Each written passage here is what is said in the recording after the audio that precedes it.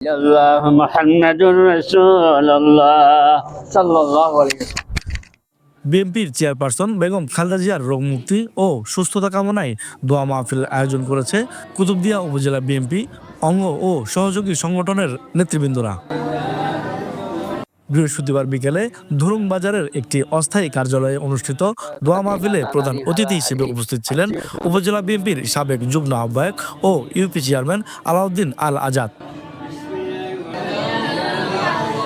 BNP chairperson Begum Khaleda জিয়ার রোগ মুক্তি এবং দেশ ও জাতির সার্বিক মঙ্গল কামনায় বিশেষ মোনাজাত পরিচালনা করেন মাওলানা রেজাউল করিম। তাঁর শেফা দান করে আল্লাহ, ইয়া আল্লাহ, ইয়া আল্লাহ, খালেদা জিয়া তো আল্লাহ বেশি অসুখ, আল্লাহ অসুখত্তর শেফা এই দেশ সময় কোরআন হুকুমত প্রতিষ্ঠিত করে দিন আল্লাহ, ইয়া আল্লাহ এই দেশ সময় ইয়া আল্লাহ যেদিন দিন মুহাম্মাদুর রাসূলুল্লাহ সাল্লাল্লাহু আলাইহি ওয়াসাল্লাম।